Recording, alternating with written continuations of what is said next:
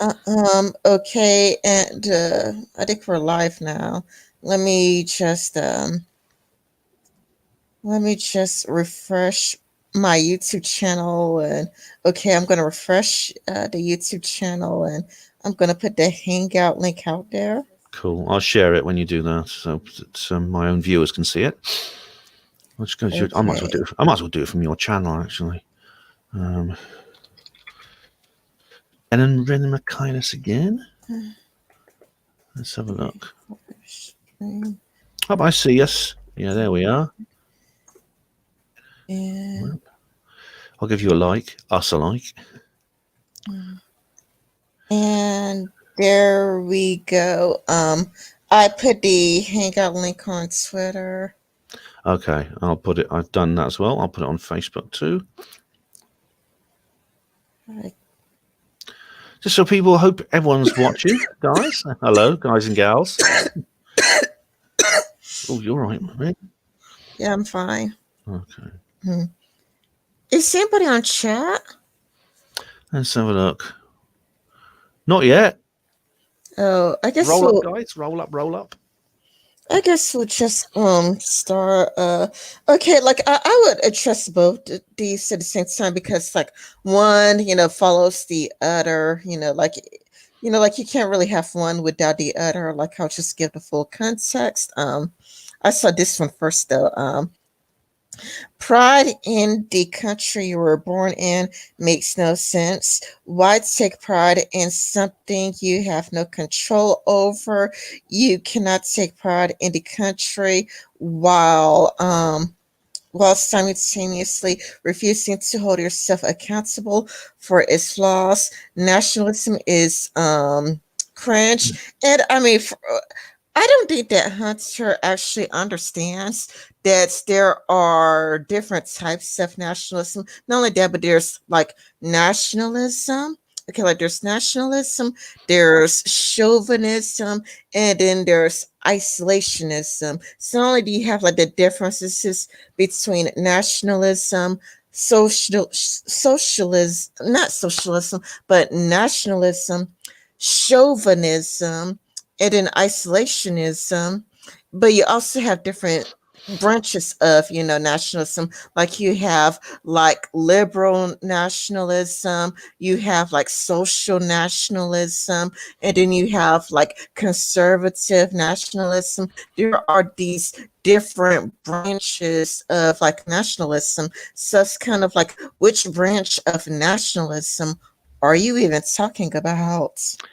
Yeah, I think it's a very simplistic tweet here. He doesn't really. He says nationalism is cringe, but he doesn't really define what is meant by that. As I said, there's different types. Also, I don't think it necessarily follows that you should not take pride in something you have no control over. You can, if you are part of a nation and you love your country, you feel patriotic sentiments. There's nothing wrong with saying, "Well, I'm proud of that. I'm proud to be a part of this society." Yeah, I didn't choose where I was born. As Bill Hicks once, Bill Hicks, the great comedian, he says he was shouting at his parents from another world, "Do it in France! Do it in France! I love French food." But it's true, you don't have any control over it. But being born into this country, I have learned to love aspects of it and want to do the best for it. That's Britain where I live, and United States of America where you live, Ren. But I don't know where Hunter comes from. But Hunter is also from the United States. oh, he is too, yeah. But at the same time, I don't. Who is not holding anyone accountable for our flaws? I mean, I know there are some people who do see their own country through rose-tinted glasses and tend to look down their nose at other nations and tend to see the opposite, see all the bad in it, and maybe that's a form of chauvinism, as you define it. Chauvinism is the dislike of the other, the belief that your own nation's better than any other. But I mean, I don't. It sounds like Hunter is actually criticizing chauvinism instead of actually criticizing nationalism. Not only that, but there's like different types. There's like, social nationalism, there's liberal nationalism, there's conservative nationalism. It's so simplistic. Like, it's kind of a lot like, he doesn't really go like which nationalism. And again, it sounds like he's talking about chauvinism, because like chauvinism is kind of like when you like look down on other countries. Or I mean, I could pull up the Wikipedia link, later if you want. Like I Yes, could pull up yeah. the Wikipedia, like after we get through talking about it, I could pull up the Wikipedia link to chauvinism, or you could just you could pull it up and I could try to switch screen share to you. I will do But that in a sec. I'll do, but I just wanted to point out that I'm well aware that my own nation is not perfect, and it has flaws as it has features that I think are flaws, and it has features I think are complements. Something that is I think it has in its favour. I certainly don't look down at other countries. I'm not a chauvinist. I mean, this is something that the Remoaners, the people who backed the Remain vote in the EU referendum, always accuse people like me of. I'm a Brexiteer. I supported the to leave the European Union, and I'm often accused in that sense of being a chauvinist. In other words, thinking Britain is better than any other country, and so doesn't want to be a part of this European empire that we used to be a part of. That's absolutely false. I go along with the idea, love Europe, hate the EU, and there's absolutely no way on earth that I would want to do anything except maintain a cordial relationship with the European Union member states. And I think our countries are currently trying to do that. The only people who are trying to mess it up now are the Remainers, who just want to sabotage the entire process. That's a little bit of that's been a big British political issue there. But you also find out that nationalism is a slur word. It's a nasty word, which it's often associated as a synonym of racism and things like that. And well, it tends to be. that's the faults of people like Lauren Sutter, and I would say like yeah, to a certain extent like Lauren Chan, like Lauren Sutter would be like, I'm a civic nationalism, and then she's like in a live stream with a bunch of alt writers, and then not only that, but she had like what's it you know, no, I'm getting Lauren Sutter. I'm confused with Lauren Chan. My bad. It's like they're both are named Lauren. It's just like I just get those two people confused, because not only do they have the same name, Lauren, but they also behave in a way that I view as similar. But it's kind of a lot like it's like like I don't know, like wasn't Lauren Sutter like wearing a shirt that says like 1488? I think. I can't remember. Lauren Southern's been quiet for a long time. She sort of made a comeback for ages. Hello, David. Hello, David. Splendid isolation. Yeah, Lauren Southern has made a bit of a comeback lately, but I suppose, is she a civic nationalist now? There's so many. There's alt I right, know that alt she right, used and to hang out with the all right, not only that, but she had like a video like about race and IQ. Oh no, wait a minute. No, she didn't. Wait a minute. Let me try to remember. It's been a while, but I do know. Okay, my memory is bad because Lauren has been, like you said, she's been quiet for a long time. So she kind of like faded into like irrelevance. Like nobody was talking about her anymore. Nobody was like really thinking about her anymore. So for a prolonged period of time, I just haven't really given her a second thought. Like I kind of like moved on with my life. mm, So it's kind of like I don't remember things the way I used to, because I kind of like when you drop out of when you drop off the internet, people just kind of move on with their lives and stop talking to you, stop talking about you. The only time people would come back to talking about you, it's like when you come back and then everything resurfaces. However, I do know that recently a person on Twitter called Know Yourself, or I think that's his name, he posted like a screenshots of Lauren Southern calling herself alt right. I do know that Lauren had like Alexander. He had like a weird last name because it's like Russian, and like you could tell that Lauren Southern like is supportive of the alt right, because it's like you put like on YouTube like Lauren Southern interviews Alexander, And then it's kind of a lot like, like her face like lights up like a kid in Christmas when she talks about the alt rights. It's like, what do you think about the alt rights? And do you think that the alt right is like paving the way for the future and whatnot? And then now she's like trying to distance herself from the alt right, but this is the criticism that like Richard Spencer had of her, because I do know that I talked about Lauren Southern on my channel, and it's kind of like I know that I used a clip of Richard Spencer talking about her, where Richard Spencer is like, it's kind of a lot like there's a time when the alt right was popular to talk about, and she just wanted to like dip her toes in it, but then she wants to have a leeway when leeway room to go like, no, no, no, no, I'm not all right. Like, no, no, no. Like, she wants to be able to just, I don't know, circle around it, touch, put her toes into it, but to still have some of that positive deniability. It's somewhere on my channel somewhere. Oh right, was it Alexander Dugin she was interviewing?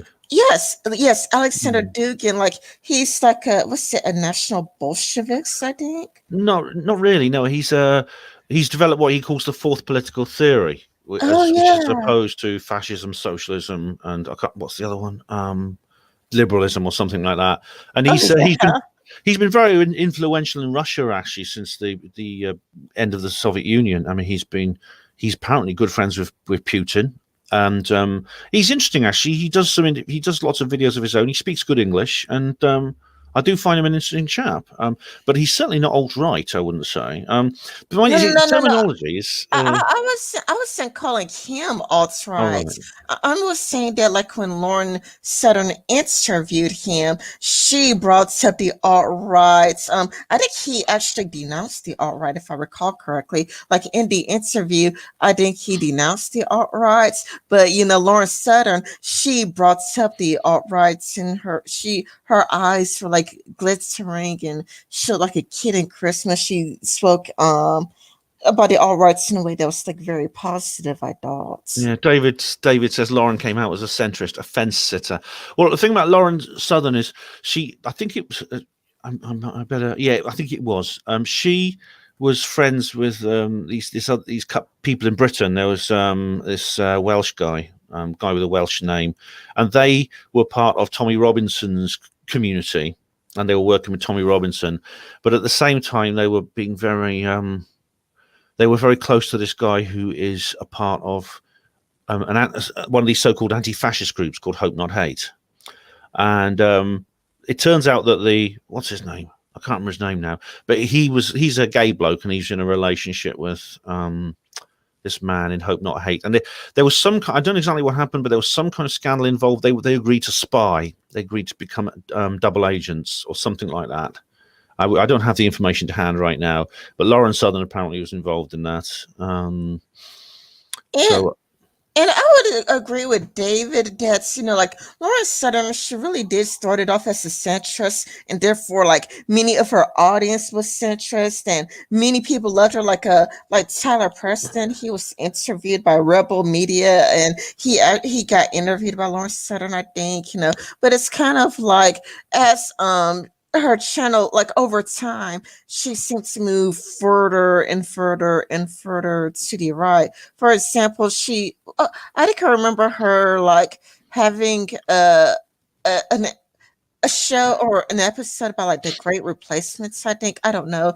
It's just that it's been such a long time that it's mm, kind of a lot like you're not going to remember something that happened years ago. But I do know that I made a video about Lauren Southern. It's like I would have to rewatch the video I made about Lauren Southern, because like it's kind of like it was like a video essay that I had on Lauren Southern, where I used like a various clips from what she said and whatnot. But it's like as time goes by, I'm not going to remember because she kind of dropped off the internet. Like I think she took a break from the internet for a year. And I thought she said that she was going to come back. So people were just kind of like moved on with their lives. It's kind of like, Yeah. oh, you're gonna chop off the internet, you're gonna like disappear. It's like, well, if you're gonna disappear, people are gonna naturally stop talking about you. And of course, like when you come back, then a lot of what you did is going to start to resurface as people dig through the archives of what you did. Yeah, she was on the. Oh, was she there? No, she wasn't there, but she appeared on the trailer for this street protest that I went to called Day for Freedom, and she appears on the trailer along with Count Dankula and Stefan Molyneux and a couple of other people. And it was this very, very successful, very good-natured event in London that I went to, basically protesting against government censorship and things like that. It was mostly like Civnat people, but there was all sorts there. I mean, there were people of all races and things like that. I mean, it was a very, very nice, good-natured event, and she supported that. Then at the same time, she really annoyed the Ethnats because she had a black boyfriend at one point, I think. That's a rumor I heard. I don't know if it's true or not. And then they said, oh, she's getting married, and I don't know if it was this guy or another guy, and she's pregnant and she's going to have a baby with either that man or another man. And I can't remember what happened. Rin, I can't remember what happened next. But I haven't really followed her much since she came back. Yeah, I mean, it's the same thing. It's like, it's kind of a lot like, like when she disappeared, I just pretty much forgot to know all about her. I pretty much just moved on to her life. Like, that's always going to be something that happens when you decide, to drop off the internet. When you go like, well, I am going to drop off the internet. Well, people are going to be like, well, it's like, I'm just going to move on with your life because, we are irrelevant at this point. But it's kind of a lot like when she decided to come back, people were just, digging things up about her that they decided to move on with because, again, she got really popular. Well, her initial popularity is because everybody thought she was a centrist, and she did started off with centrist talking points. But I also remember her moving further and further to the right. Like not that long ago, I found a clip of her defending Richard Spencer. Oh right, I'm not checked up on her lately. I don't know what she's up to. She made some good documentaries. She was actually quite a good documentary filmmaker. And I assumed she was going to carry on with that because she made was it Across the Borders or something about something about the migrant crisis called I think it was called Borderless, and then there was one called Farmlands, that was very good. That was about South Africa. That was very good indeed. And I thought she's this is the launching of a career for her as a filmmaker, as a documentary filmmaker. Yeah, I mean, I know that she did a good job with the documentary, but it's kind of like it's kind of like why I thought that the left should have acknowledged that in South Africa that I don't even know how much I could say about South Africa because you know how YouTube is. Yeah, YouTube censors things based off of bias, but it's kind of a lot like it's kind of like, it's like if you do not talk about something or refuse to acknowledge it, then you cannot blame somebody else for acknowledging the things that you refuse to acknowledge. I'm putting it in terms that are very, very vague because YouTube is kind of like if you say the wrong thing, then your channel could get terminated. And, it's like you can't really bring race into anything, like if you try to bring up race at all, it's a really, really, it's a subject that you can't really talk about in clearer detail without risking termination. Unless you are like a verified blue check mark, like unless you have a check mark or verified and are part of the partnership program and have direct contact with YouTube and able to just talk about things. Well, I'm glad to say I don't have that at all. I don't have any blue check marks, and I don't want one. I'm a red X man myself. They can stick it. I'm not going to be a part of what they want me to be. So, but I know what you mean, Ren. You got to always sort of watch your P's and Q's whenever you're on YouTube. Same with Twitter, Facebook. It's annoying, but I think so far we've been all right. We've been talking about Hunter Avallone, and we're just analysing what he's saying. That's all we're doing. And Yeah, I could go like up to the next week. Like, I wouldn't know. Actually, he said, this Jesus said, don't you guys claim that gays have no control over their gayness, pride? Whoopsie, I just love it when these idiots lefties shoot themselves in the foot. But I guess it doesn't matter when you don't care about being logically consistent. He says, yeah, I made the exact same argument repeatedly. Taking pride in being gay, black, white, whatever is dumb. Just like nationalism, it's not 10 accomplishments. I'm not a leftist. The only idiots here is you. But the thing is, he comes across that way. And the reason why, he comes across that way is because like on Twitter, the number one group he picks the fights with are conservatives and right wingers. he It's like, sounds to me. you don't really see him picking the fights with the left. You only see him picking the fights with the right, being antagonistic and hostile towards the right.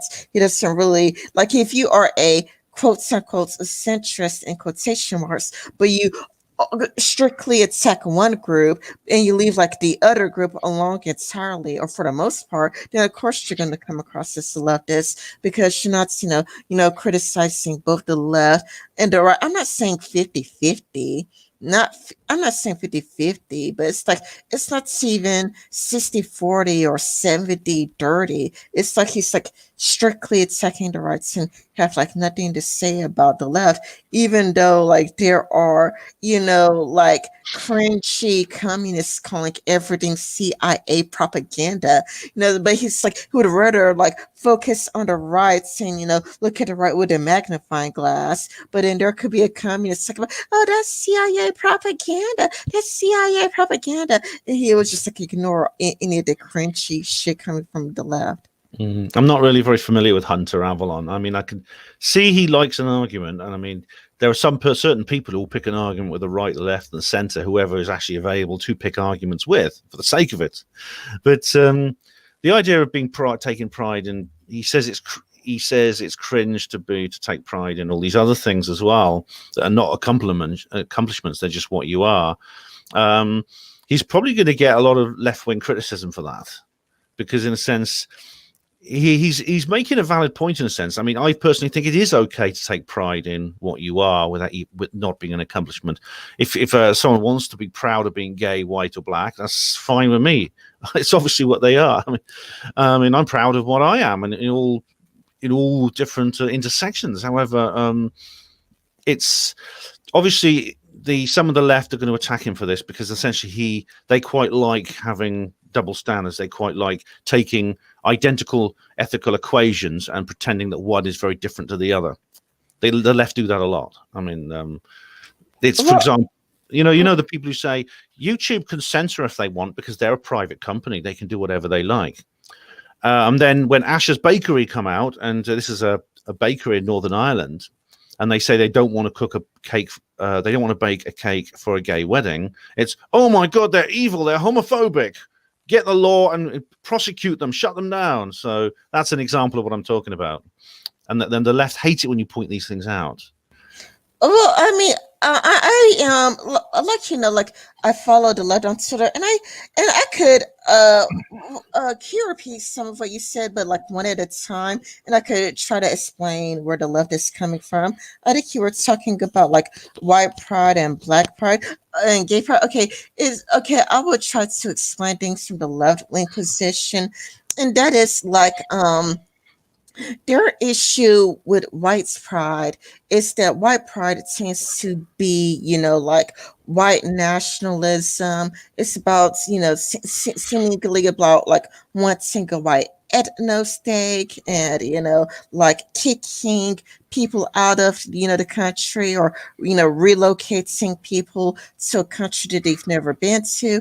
Whereas, gay pride, it has much to do with all of the shame. It's kind of like there's like so much shame with being gay, and so much shame. It's like getting kicked out of your house for being gay, or you're homeless because you're gay, or sometimes you have nowhere else to go, so it's like you commit the deed when you're gay. And what I mean commit the deed, I mean you end your life, you end yourself because you're gay. It's kind of like, so gay pride, it's kind of a lot like, to eliminate all of those years and years and years of shame. And even with Black Pride, it's kind of like Black people were slaves. Then there's like segregation, and then it's kind of like even things that exist, to this day, like Black people getting hair, like some Anglo-Saxon hair extension.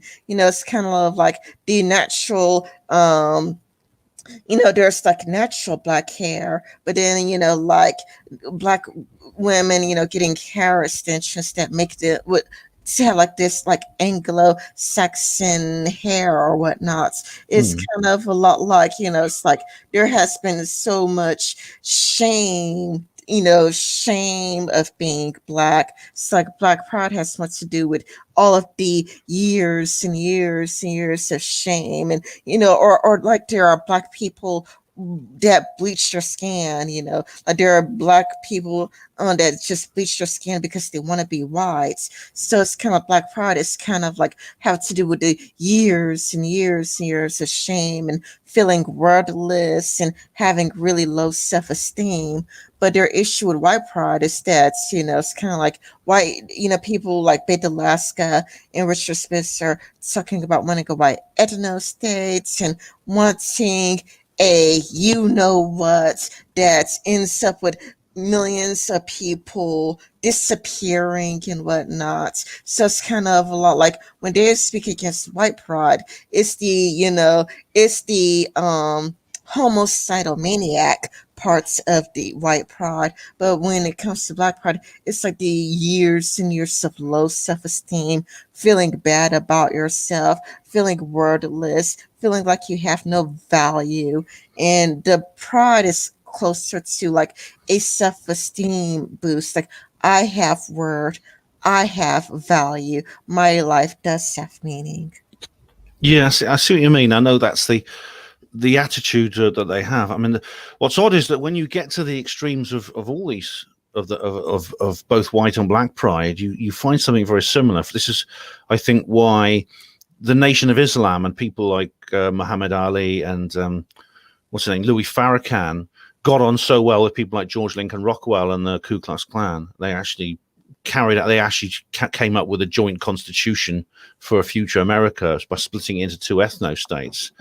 So I think you can find you find quite similar attitudes at the polar ends of both white and Black pride. That yeah, I mean, if anyone's there, of course there are homicidal maniacs in who say they're in favour of white pride, but I mean, there's a few that I think you'd say the same for people who are very, very extreme on it when it comes to Black pride. I mean, we've got one who lives near me actually called Sasha Johnson, and she's the leader of Black Lives Matter UK. And she says things like, she said, no reconciliation, no retributions, you will be slaves, or something. She says, white people will be our slaves, or something like that. I think some of the people who say they're into white pride, it's just people who want to protect themselves from that kind of thing, a kind of indiscriminate revenge, and or simply a reversal of the original situation. And indeed, if you go to universities and places like that, and even movies and TV, they seem to be encouraging that idea. There's a lot of TV programs and films, I would say, encourage white guilt, yeah, it makes me feel, it makes me cringe when I say that. I mean, I personally wouldn't want to live in an ethno state myself. I wouldn't order, if I lived in an area, I would not insist that people of different color from me were forcibly moved out. I wouldn't. And I think what you'll find is if anyone tries to create any kind of ethno state, that will happen, because it has happened in the past. You see, Rin, a lot of people have tried that. They've tried to partition a nation into ethno states, and the result has been civil war. every time. In some cases, for example, in what used to be Yugoslavia, it was really some of the worst violence that Europe has ever seen. Yeah, I mean that's the reason. I mean, I did think that the problem is the word pride, and it has like different meanings to Mm. different people. Like It's like the nationalism shows chauvinism in and what's it, isolation something. I guess like when people say pride, you gotta be like define pride. Like, what do you mean by pride? You had to be a lot like you had to ask them. You have to ask people like which definition of the word pride that they're using. Like, are you saying pride to the point of wanting an ethno state, or are you talking about pride because it's kind of like you felt, like when you look at gay pride and how gay pride has more to do with all the people that got kicked out of their homes for being gay, and all of the people who ended their lives for being gay. And it is gay pride has more to do with, like all of those years of shame. It's like, what? I'm allowed to feel good about myself. So it's pride for you just about feeling good about yourself, or is pride for you just, like reaches the point of like an ethno states? Is that what you mean by pride? So I guess like you would just have to ask people for their definitions of pride. Yeah. I And do. maybe, and who knows, like maybe like we should just find a word other than pride. Like maybe there's a better word like for like if you mean like something like really, really dangerous, it's like one word. But if you just mean like, I don't know, like you just want to have like high self-esteem, just like, like I deserve to have like, I don't know, I deserve to be able to, feel good about myself, or to have confidence in myself. I don't know. Yeah, maybe a different word is a good idea. I mean, it's you see, like I've not heard of any situation where someone has been kicked out of their home for being gay with anyone I know. I mean, I have my brother is gay, and he knows a lot of people in the gay community. The only place that actually happens, I think, on a large scale in Britain these days, is in the Muslim community. That is mostly people from South Asia. But I know in India as well, in among the Hindus, that it's fairly similar. You see, there was a time when, in living memory, when there were things what we call the sodomy laws here in Britain, which effectively was the government telling us what we can and can't do with our private lives, which meant that two men couldn't have sex and couldn't have a relationship. Now, an organisation called Stonewall was formed as a result of that, and there was also something called the Gay Liberation Front. I don't know if you know Peter Tatchell; he's involved with that. But of course, what happened was that the sodomy laws were repealed. And recently we found out that in Scotland, for example, they've just carried out a law by which official pardons and apologies have been issued to all people who are prosecuted under those laws. So even though the law's been repealed, you can still get an apology and a pardon for being a part of it. And that's that. I mean, I actually encourage that. I actually endorse that. I'm not in favour of the government dictating a person's private life. I have absolutely no interest in other people's private lives at all, positive or negative. It's their business. What I'd like to say though, at some point, I'd say that at some point you've got to look at what the changes you've made and look at what's happened since then and say, okay, is this enough? Have we now the sodomy laws have been repealed? Everything else has been, these other things, the apologies and the pardons have been given. Yes, it was a horrible thing that was done, and you can't change what's done, though. Is this enough? Can we say now that the scores have been even, so we can stop? We can stop whatever we're doing and consider it mission accomplished. And what you find is that they don't do that. They tend to sort of say things like, yes, but we still have microaggressions to sort out. No one mentioned microaggressions until a couple of years ago. It was basically when this happened, when these laws were passed, and when everything was done and dusted legally, then suddenly you start hearing about microaggressions. And then there's the trans phenomenon that breaks out, and it's almost like they don't want to stop. I get the feeling that they just want to keep going, and because the original mission was accomplished, they're trying to find a new mission. That's how it feels to me. I don't know if that's true. Well, actually, I haven't heard anybody bring up microaggressions for a long time. Like that seems like a 2016 thing. Like, sure, microaggressions were talked about in 2016 and 2017, but the left has pretty much changed and reformed since then. It's kind of a lot like, I mean, even Christianity talks about it, how the left has changed ever since Shoe on Head joined the left. It is kind of like when Shoe on Head joined the left, it's like it seems like, really different because the more cringy aspects of it, like, oh, this is a microaggression, that seems to have faded away. I don't know if it's faded away in college campuses or not. Like, I don't know if on college campuses, if it's still going or if it's, been eliminated. But I do know that Sean Head has made positive changes to the left. Yeah, I'm not sure what I found. Well, I'm not sure that's what's actually happened. But you're right that it seems to have. There's been a kind of like reassessment of the whole thing. I think when it comes to the 2016 ideas, that's kind of like been reassessed. And there's characters that have emerged, like Shu, who essentially consider themselves part of the left, but are now question it. I mean, Shu on Head has gone through a lot of permutation, shall we say, because her early videos were pretty much standard MRA stuff, and then she moved into different areas. Then she started supporting Bernie Sanders, but then she's rather like Vorsh and several other people who they say they're part of the left. I mean, Hunter Avallone actually sounds like one of these people a bit. Actually, they say they're part of the left, but they come out with a lot of what's called class reductionist kind of material, bordering on civic nationalism. And then they get slagged off by people like Christy Winters and Kevin Logan, who are much more kind of like mid-20-teens kind of leftists.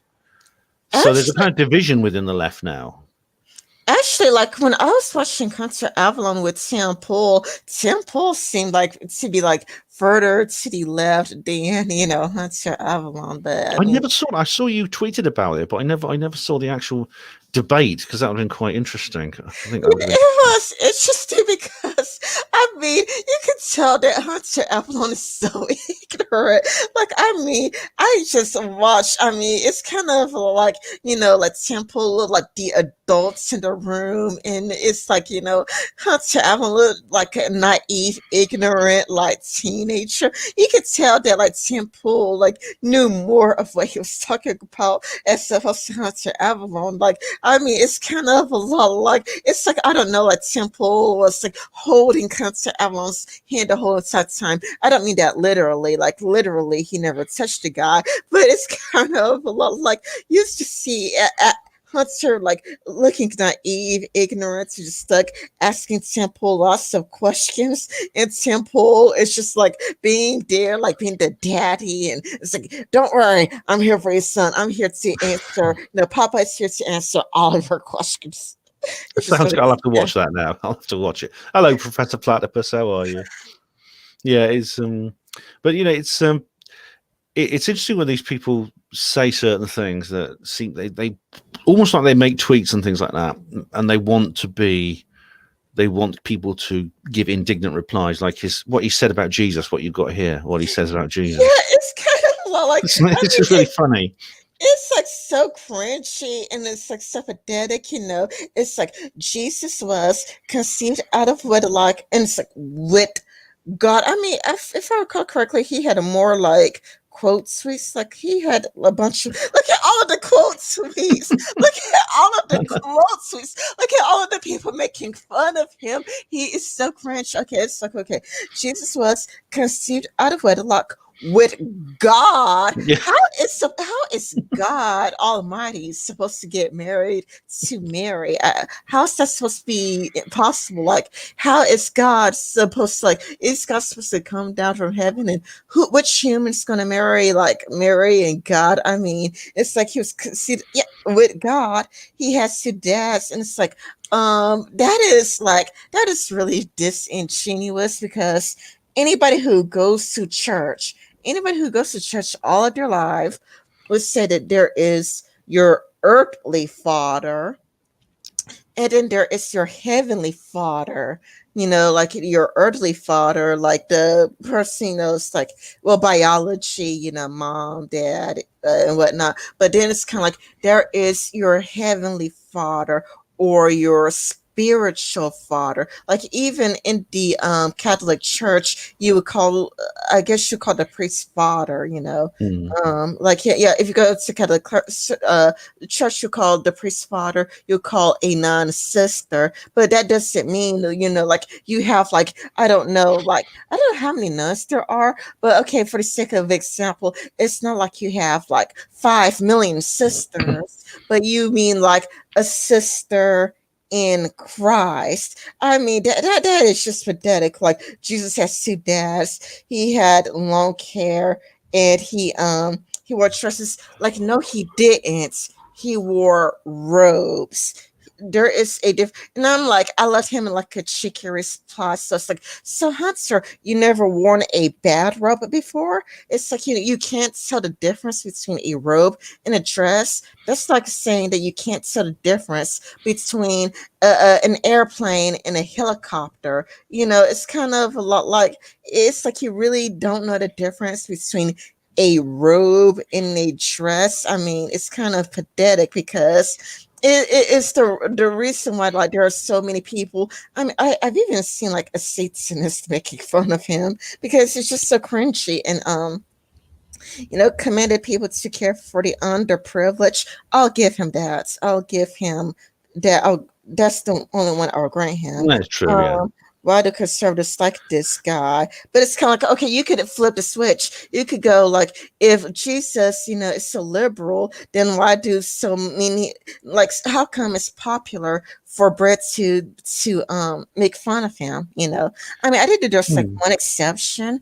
I think that like ContraPoints is the exception. Like I saw a video where ContraPoints unironically said some genuinely nice things about Jesus, but it's like I don't really see it, it's not really ubiquitous because like what we were saying off air, there are definitely like Christian socialists out there. There Mm. are definitely like Christian communists out there. Like when I believe that I was in a hangout with Red Robots, and when I was in a hangout with Red Robots, I think that a girl or whatnot, I think a person had a relative who was a communist and a Christian at the same time. So those really exist, and I think that I did come across, like on YouTube, a Christian socialist channel where a person was a Christian and a socialist at the exact same time.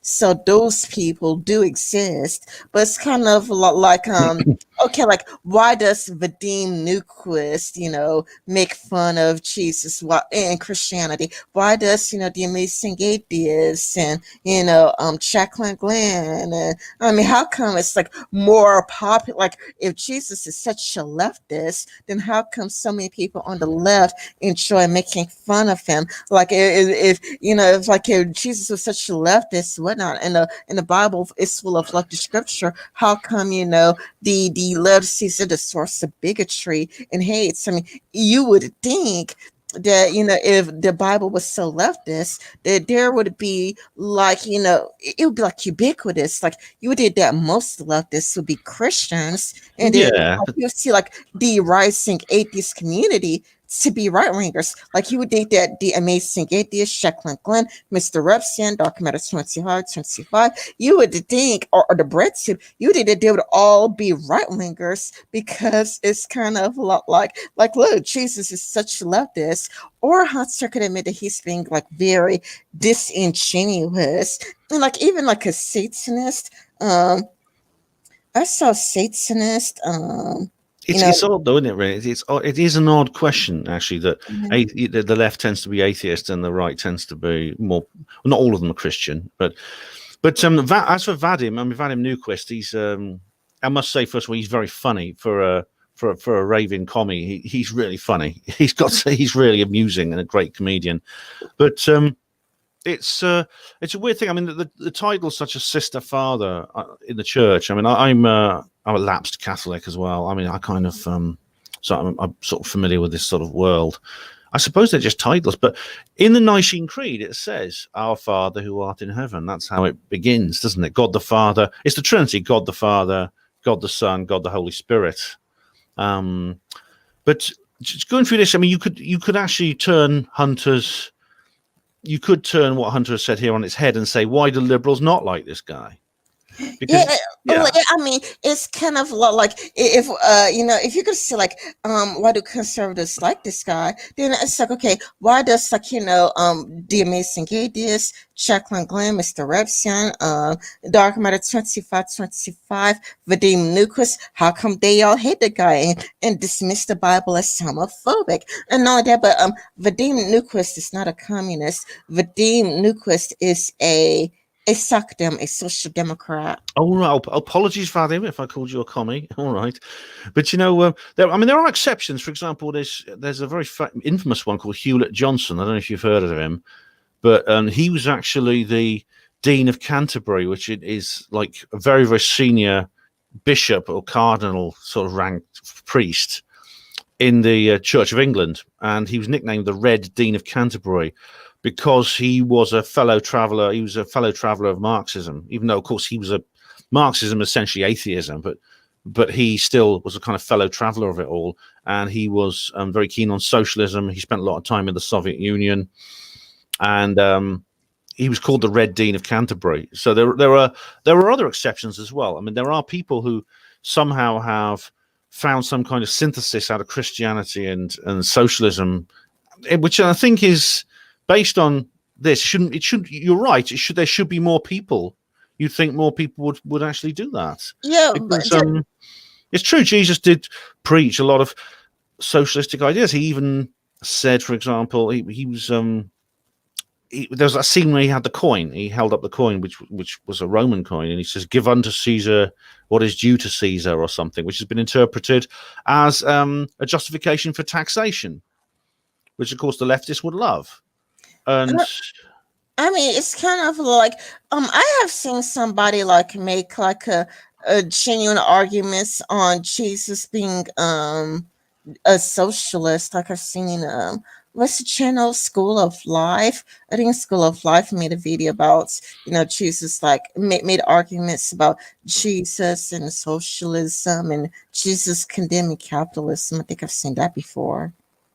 But the conservatives, I mean, maybe it's possible that perhaps many conservatives are kind of misrepresented by the left. I mean, because of course there are conservatives do have a dislike of inequity. I mean, it's often thought they're all social Darwinists and things like that, and they just think, oh, sod the poor, But very often conservatives actually do have a sense of justice, which possibly Christianity gives them. And there's also history. I mean, it's simply just the history and the culture, what you might call cultural Christianity. Especially, I mean, is he referring specifically to the United States here? But of course, because the church in the United States has enormous cultural impact, and is a cultural institution that in many other countries it isn't, including my own. And the first settlers to North America were essentially religious refugees from England. They actually landed in what's now Virginia, and they founded Jamestown and these other settlements that became the first towns and cities, apart from those of the Amerindians had created. Which means, it could be something to do with that. It could simply be history and culture, but it also is the fact that conservatives do have a sense of justice. They're not sort of like, oh, sod the underprivileged. Jesus should have just kicked them over. Jesus should have just said, sod the little children, tell them to go near them, don't tell them to come unto me. Get to school, you little bastards. Or, things like that. Or rich man entering the kingdom of God, absolutely fine, mate. Camel in the eye of the needle, forget it. Things like that. But that's not what conservatives are like, most of them. I mean, it's most conservatives actually I find are quite principled people, much more so than leftists. Although I'm sort of a centrist myself rather than a conservative, I think I prefer conservatives to leftists most of the time. What was I gonna say? I forgot. Sorry, God, Well, sorry. it's just that, like it's kind of like when you go off on a tangent. It's kind of like how they, I'm going to respond to this part, but when you go off on a tangent, it's kind of a lot like I would just like lose my spots on the thing that I'm going to reply to. Oh, sorry. I mean, I actually have like a little bit of paper and a pen. I sometimes write things down, or I type them on a keyboard, just to remind myself, But But I don't really like, like write things down at all. As oh, that's the reason why I try not to go on tangents. But I probably do though. But I do remember that a Satanist did reply to so, like this guy. He's actually a Satanist, and it's like I was raised in a strict evangelical family. Most Christian conservatives definitely haven't read the Bible and follow dogma based on what their churches teaches. They want to feel good about themselves without actually having to do anything. And that is engraved within Christianity. And I had to follow him. I just had to give this guy a follow because it's kind of like so like Hunter being owned by a Satanist. he I looks a don't bit know. like Six Hexenhammer. I just thought Tiny that one was this. hilarious. Like, oh yeah, like Hunter, how does it feel that the Satanist on your ass about Christianity? Oh, right, Pate. I'll have to look him up. He sounds quite interesting. But it's when I think what he said actually is actually possibly quite true. That it's got a lot to do with the herding instinct. People, as I say, they haven't read the Bible. I mean, I don't know if they haven't read the Bible. I know that they have Bible classes and things like that in many churches. I mean, sometimes the Bible is the first thing you ever read. But following dogma, I can well believe that if you're born into a community, Sam Harris makes this point. If you were born into a very religious community, the chances of you adopting a different religion or no religion are very low, simply because your need to fit in, your need to have social cohesion with the community you're a part of. Whether it's Judaism, whether it's Islam, whether it's Christianity.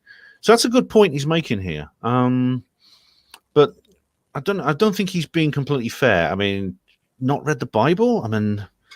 I read the Bible. I mean, I went to like a secular state school, but we still read the Bible. We read Bible stories. I can imagine kids go to Sunday school and things, don't they, Rin? I mean, did you ever go to those? I did Pew Research.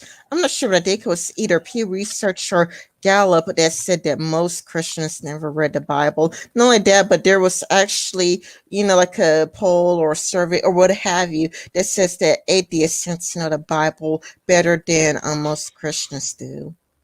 Oh, right. Well, I don't know. Who knows? I mean, all I know is I've read it. It's got some good stories in. Actually, I did enjoy parts of it, but it's a bit of a mishmash. But we were talking yesterday about I don't want to drag you off on a tangent again, but there's some interesting quotes from the Gospels that we were talking about, weren't we?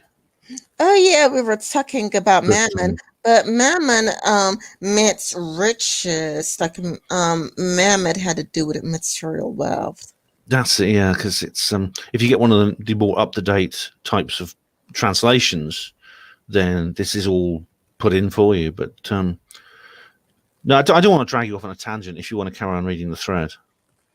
Yeah, I mean, we were talking, but like I think we dealt with this, but though his bio's a bit cringy, it's like how many times do you have to say that you're Hunter Avallone? Not only is it like he's on Hunter Avallone right here, but he's like the official Hunter Avallone Twitter account run by his manager in quotation marks. All of the opinions of Hunter Avallone, this is really cringy. You do not seem to have Hunter Avallone 3 times. We get the picture. Not to mention that he's the type of person that uses the search engine for criticisms, which I find to be really pathetic.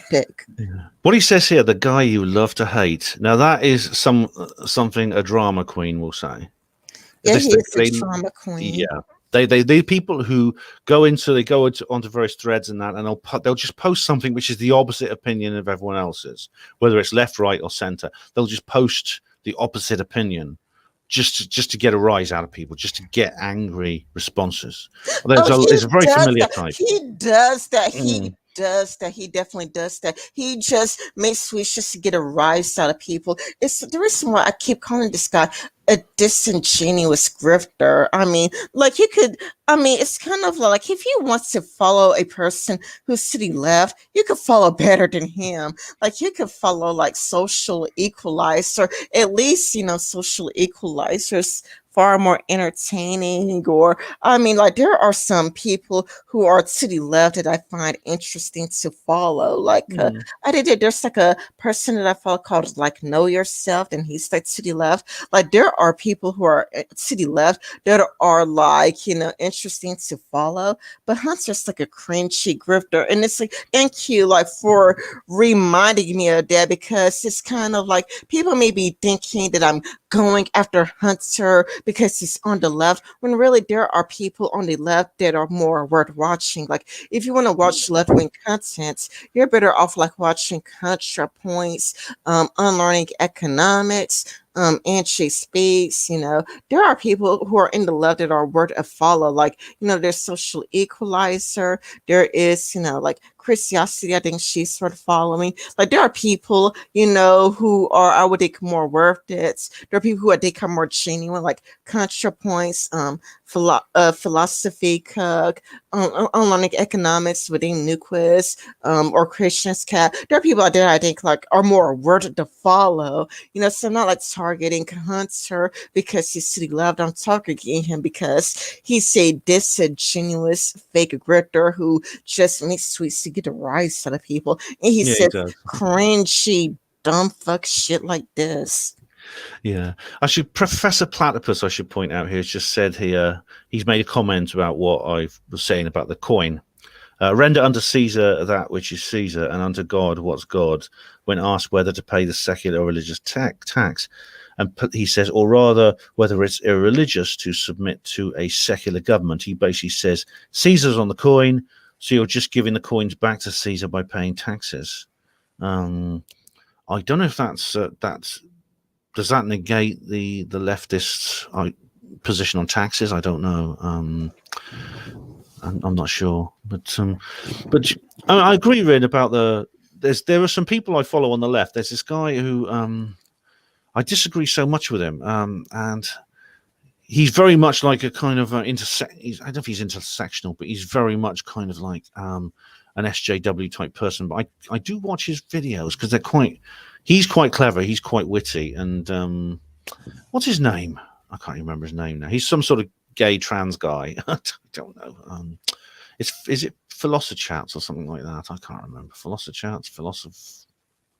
I'll find it. It'll come to me in a minute. It's like you. I sometimes forget things. Let me see. I got some chauvinism on Wikipedia up because we were talking about Hunter Avallone, and let me get sure shows chauvinism.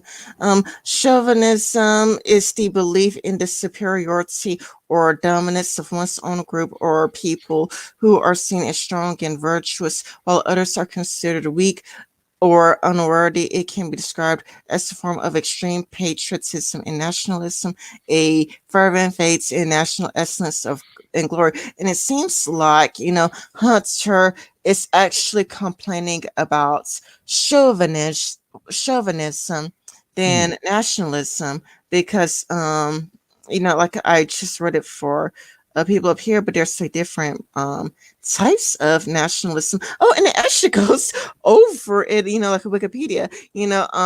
Nationalism is often combined with other ideologies, such as conservatism or national conservatism or socialism, left-wing nationalism. This is what I mean, like, Hunter, what are you talking about? Left-wing nationalism or leftist nationalism, also known as social nationalism and referred to as national socialism or blah, blah, blah, blah, blah, is a form of nationalism based upon national self-determination, popular sovereignty, and social equality.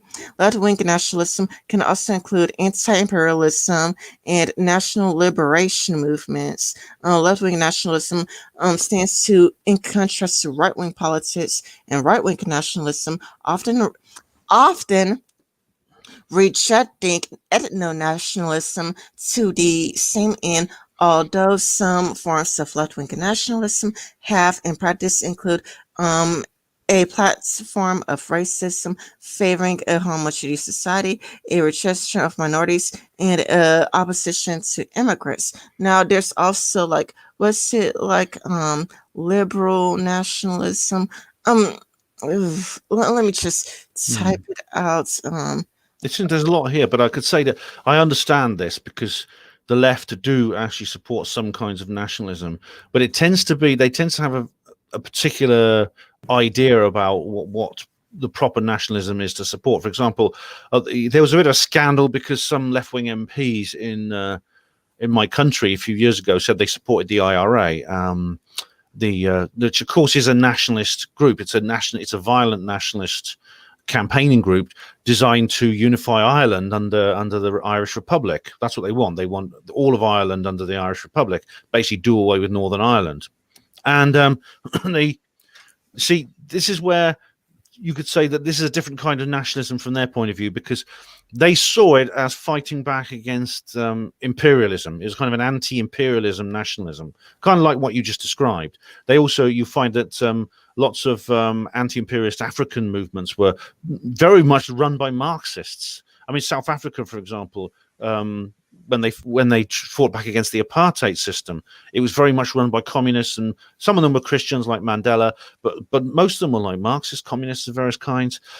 You get that across much of the third world. You find that you find that a lot. There's this famous what's the name of the I can't remember the name of the guy. It'll come to me in a minute. But he's a third world Marxist who talked about who talks about this sort of thing, and he's become like a kind of a almost like a it's almost like a blueprint for that kind of thing. He wrote something called Concerning Violence. I remember. I'll just look it up because it drives Uh, me nuts when I can't remember okay. the name. While you're doing that, like, I'll read out civic Frantz Fanon. nationalism. Sorry, Um, Frantz Fanon. That's him. Frantz Fanon. Yeah. Sorry, Rin. It was driving me nuts. I couldn't think of his name. But yes. see, I should just tell you how you can tell the difference, right? I think they misunderstand the situation. The left very very much supported Irish nationalism in terms of the IRA Sinn Féin, yet they opposed Brexit, even though in essence the two are the same thing. This is why I say this is what I mean about taking identical ethical equations and making out that one is different to the other. Because if you look at the bare facts of the situation, Brexit is exactly the same. It's a nation state which is part of a larger empire that wishes to become independent. But then they say, well, no, it's different because Britain's an imperialist power. Well, Britain's not an imperialist power anymore. Yes, but it used to be, things like that. It's sorry, Rin, carry on. Yeah, liberal nationalism is a form of nationalism identified by political philosophers who believe in the who believe who believe in an inclusive form of nationalism that adheres to traditional liberal values of freedom, tolerance, equality, and individual rights. Civic nationalists often defend the value of national identity by saying that individuals need um, a national identity in order to lead meaningful, autonomous lives, and that democratic policies need national identity in order to function properly. Civic nationalism is frequently contrasted. Okay, civic nationalism is frequently contrasted with ethnic nationalism. Civic nationhood is a political identity built around shared citizenship within the states. Thus, a civic nation is defined um, by not language or culture, but political institutions and liberal principles which its citizens pledge to uphold. Membership in the civic nation is open. Okay, is open to anyone who shares those values. Like, does that like sound racist or extreme the way Hunter makes it all nationalism sound like. There are different branches. And like Hunter is so ignorant that he doesn't get that there are different branches of nationalism. Yeah, I mean the civic nationalism. I mean, it says the key point here is, as you pointed out, civic nationalism is frequently contrasted with ethno nationalism, and it is because civic nationalism is it basically says it doesn't matter what your race, culture, or language is. You can like be you essentially have a sense of nationhood without that. I mean, the United States is often it's often called that, isn't it? The United States is often considered the ultimate civic nationalist entity because there are so many ethnoses within the US. I mean, there were countless ones. I mean, it's almost like a microcosm of the entire world. You know, there are Irish Americans, German Americans, Italian Americans. There's black people, Asian Americans, etc., etc. That you're kind of the idea is that these people can find a synthesis based around a constitutional ideal. And the US, I don't know if US is the only country in the world that's ever done that, but I think that's how it was established. Yeah, of course, Yeah, ethno-nationalism is different. Ethno-nationalism is like we were talking about the KKK and the Nation of Islam. They're essentially ethnic nationalists. yes, America is a civic nationalist country. So Hunter Avallone is like, I'm afraid and I'm terrified that my daughter would learn about nationalism in school, even though civic nationalism is contrasted with ethnic nationalism, and a civic nation is defined not by language or culture, but by political institutions and liberal principles, which is citizens pledge to uphold. Membership in the civic nation is subject to anyone who shares the values. So it's like when, Hunter's like, I'm so afraid of, my daughter learning nationalism in school. It's like he is conflicting nationalism with chauvinism, Yeah. because it's kind of like America has been a nationalist country for a long time, but we have been a civic nationalist country for a long time. Yeah, I don't think Hunter needs to worry about his kid learning about nationalism in school. Nationalism, whether it's civic or ethnic, is considered pretty much wholly other at the moment in the education system. It's what you have instead. I mean, the prevailing the prevailing morality of the modern world in education and in the media and everywhere else is actually globalism, which is the opposite of nationalism, both civic and ethnic. It basically says that nations themselves are essentially an outdated idea and need to be subsumed into a new world order, which would involve really a single state around the entire world, and a singular political system, singular currency, culture, and things like this. In which case, there would be no place for nationalism within that. And it says nationalism is the anathema to that, which is, and essentially the European Union is really a globalist entity, because although it's called the European Union, it actually says absolutely nothing about Europe and European people. It's essentially it's kind of like a stepping stone to world government, I believe. So that's what if Hunter wants his kid taught this in school, that's absolutely fine. But I mean, luckily my little girl, she's grown up now. She doesn't go to school, but that's what they're teaching children at school now. They're teaching children that it doesn't matter what country you're from, not just what race or language you speak or anything like that. It doesn't matter what country you're from, because we're all citizens of the world. Well, I think that's related to America is in like a trade deficit with China. I mean, I can't go through because it's far too long, but this article is by the Economic Policy Institute, and it talks about the growth in the U.S. to China trade deficits between 2001 and 2015 cost 3.4 million. Long this article is. I read the whole entire thing, but as you can see, it's really, really long. And it talks about how we're in a trade deficit with China, how it cost millions of American jobs. It talks about, China violating anti-dumping regulations, and how China does not belong in, like, I don't know, the World Trade Organization or something like that. And it calls China a non-markets economy. Actually, I think I just passed that part. NEP. Summering overall U.S.-China trade deficit on job and wages, the growing trade deficit with China has clearly reduced domestic employment in traded goods in industries, especially in the manufacturing sector. Oh my goodness! Manufacturing, Oh, yeah. wait. Okay, Temple was explaining this to Hunter Avallone. Temple was actually trying to explain this to Hunter Avallone, and this is why I think that Temple actually like did a really good job against Hunter, because it's like Temple is talking about this, like the growing trade deficit with China has clearly reduced domestic employment in traded goods industries, especially in the manufacturing sector. And Temple did talk to Hunter about how the manufacturing sector is losing jobs to China, which has been plummeted by plants closing and job losses.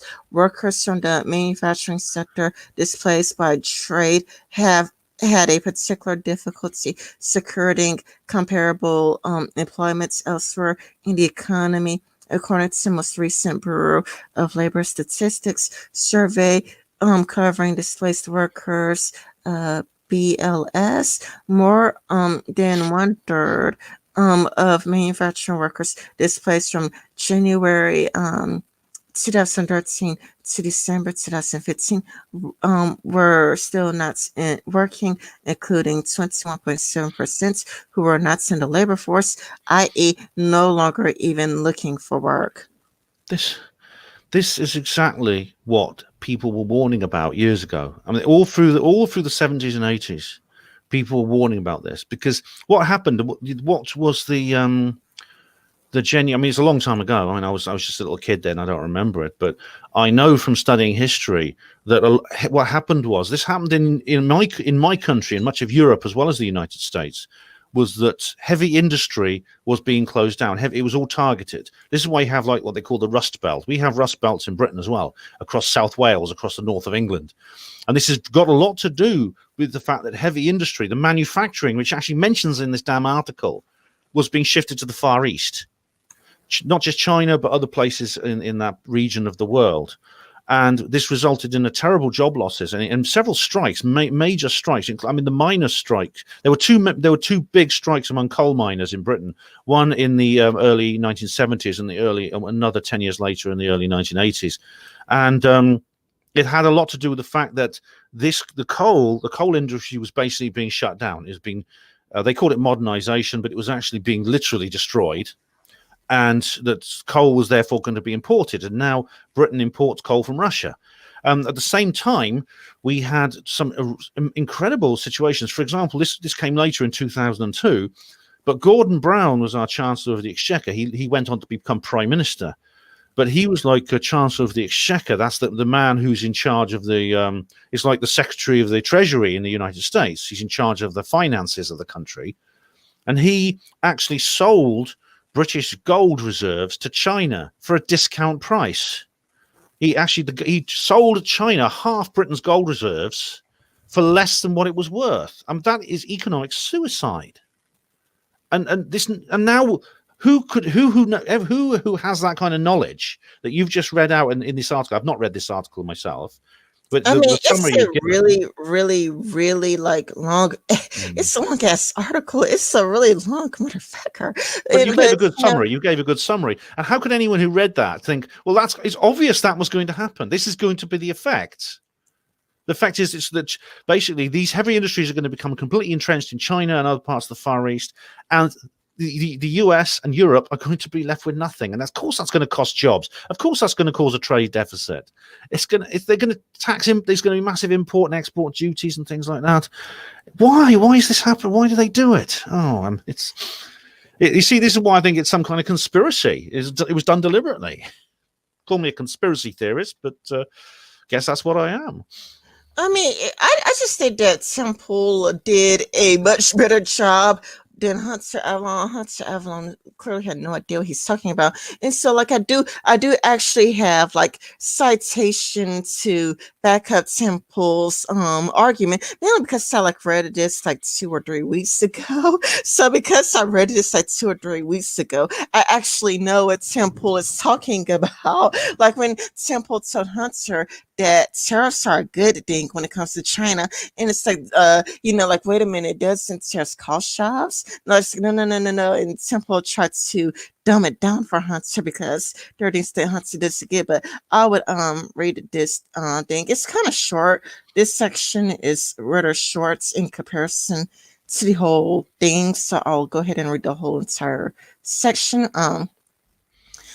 Policies that block imports and foreign competition, indirectly China's broad network of subsidies and policy supports for favored companies and industries discussed above, as says substantial barriers to imports penetration, putting international firms that wish to export to China at a substantial disadvantage. For one, China imposes forced technology transfer on foreign firms wishing to invest in China, and it engages in cyber enabled dev of intellectual property, United States, China, ESRC, executive summary. Thus, foreign firms are reluctant to do business in China for fear of endangering technology that is critical to their patents, proprietary technologies, and sources of compatible edge in global markets. China also blocks or discourages imports via imports substitution policies. These policies impose tariffs, quotas, and other direct restrictions on imports, and explicitly favor Chinese domestic um, producers or of commodities that would otherwise be important, reducing demand for U.S. exports. China is also become less welcoming to foreign investors and imposes many restrictions on their activities. Its competitive laws prohibit foreign participation, broad sectors of the domestic economy, and give preference to domestic Chinese companies. U.S. China, China has made it clear that it does not allow foreign competition to occur via imports of foreign direct investments in what it views as key sectors of its economy. I don't know if you wanted to. It sounds like they're essentially their own regulations are favouring domestic industries, and as you said, they don't. If they put enormous tariffs on imports and things like that, it's going to basically mean that no foreign company can compete with them. Now, is that? I mean, I don't know enough about economics to know whether that is a good thing or a bad thing. I mean, I watch a YouTube channel called Economics Explained, which tries to go into all this, and I've tried to learn from it. But you would think this may cause some problems. For example, they mentioned technology transfer. Well, do they not want to buy licenses from, for example, I mean, they use Microsoft. Obviously, they obviously have licenses for software that we use for computers and things like this. But if they don't want to buy these licenses, then it's quite possible that they'll be using inferior technology to the rest of the world. This used to happen actually before Henry Kissinger went over there and sort of opened China up to the rest of the world. It's the same in Russia. The spies actually stole a lot of things and they started developing technology illegally. But I don't know enough about economics to know whether this is a good thing or a bad thing for the Chinese economy. But it's certainly a very bad thing for anyone who wants to invest in China, because China used to be the top place for foreign investment, and now it's no longer. So if you, for example, want a market in that part of the world, let's face it, a quarter of the people in the entire world live in China. You can't. They're not letting you. They want you. I mean, is that good or bad? I don't know. I mean, it's bad for our economy. Yeah, I mean, it is very bad because you've basically lost an entire market. Which, I mean, if this wouldn't have happened, if you'd held on to have, well, I say not you personally, but it's obviously not just the United States, but it's the whole Western world, had maintained its heavy industries, its coal mining, its steelworks, shipbuilding, things like that. If it had maintained these things, then you'd have had a bigger bargaining chip to bring to the table when dealing with these emerging superpowers in the Far East. Yeah. Let's see. I'm going to try reading this section. China's actions call for direct policy responses to adequately respond to these threats. Congress and the presidents should enhance enforcement of fair trade laws and treaty obligations through anti-dumping. Yeah, because China dumps its products to the United States. Well, not just the United States, but Europe as well, through anti-dumping, counter countervailing duty, and the World Trade Organization case filings, and implements better early warning systems and mechanisms for responding to import surges. The United States should also make Chinese excess production capacity a priority to address in bilateral negotiation, as it is this excess capacity that fuels dumping of exports to the United States. In particular, um, overcapacity should be addressed by reforming state-owned enterprises, borrowing China from. Oh, this is interesting. Borrowing China from all U.S. governments procurement contracts, and prohibiting SOEs from foreign direct investments in the U.S. manufacturing or high companies. The United States should also consider imposing a border adjustable carbon fee on imports produced by engine intensive industries. In addition, World Trade Organization nations should also continue to treat China as a non-market economy. A non-market economy is also abbreviated to NME in a fair trade enforcement, because granting China market economy status would curb the ability to impose tariffs on dump goods, and thus Chinese companies to undercut domestic production. I'll read that part again. China's market's economy status would curb the ability to impose tariffs on dumped goods, and thus allow China's companies to undercut um, domestic production by flooding World Trade Organization nation markets with cheap goods. Also, China should not be rewarded for its market distortions with a bilateral investment treaty. Lastly, the United States must maintain current vigilance and perhaps even considered negotiating a new Plaza Accord to rebalance currencies and global trade. That sounds to me like the United States is basically fighting back. It's a kind of a trade war we're having here, because they're basically saying, all right, look, if you won't let us, if you won't open your markets to our exports, we're going to make your own precious exports. We're going to start causing problems for you in your precious exports, because China is dependent on export, and one of the United States is one of their own biggest markets. So in a sense, sounds like some kind of very soft trade embargo they're doing here to try and get China to see sense. I don't know if that'll work. I hope. I mean, obviously, it's better for both countries if they can have free trade exchange between the two of them. Yeah, that's true, but China is China. They want to be the world's largest power, I would say. Well, they already are in a way, but Yeah, but I this mean, kind of like, imperial, but it's gonna scupper them in the end if they try to push it too hard. But talk about the world's largest power, like beating the United States, where China is necessary for everything where I don't know, like where people in Europe and people in Europe are all paying attention to what's going on to China But because they have to.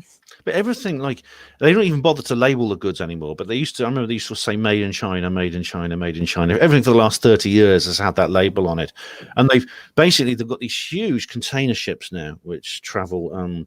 There's a continuous relay of these ships between Chinese ports and European ports, and indeed they cross the Pacific into North America as well, onto the West Coast ports. It's it's basically they are.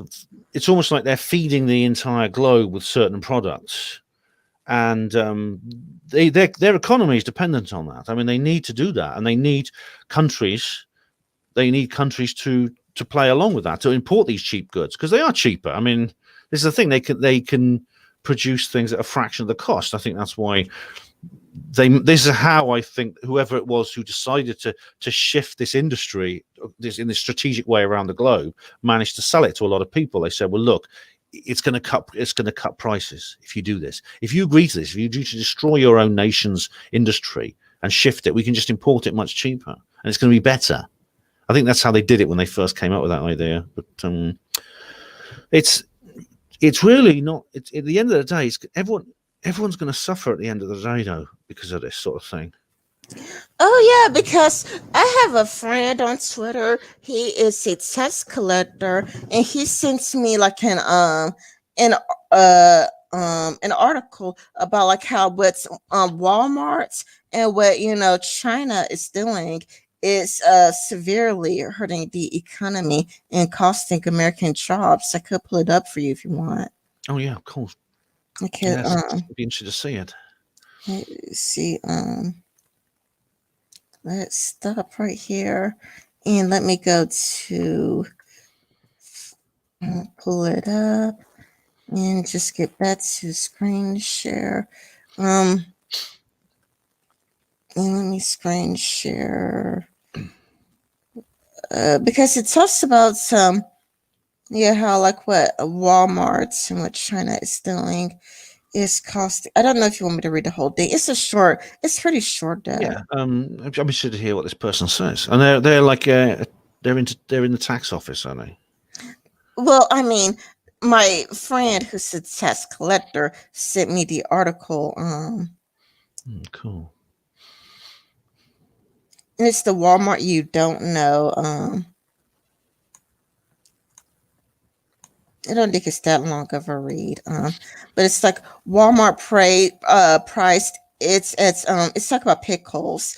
It priced the pickles at almost $3. Well, less than $3. And Walmart is putting it before consumers, saying this represents what Walmart's about.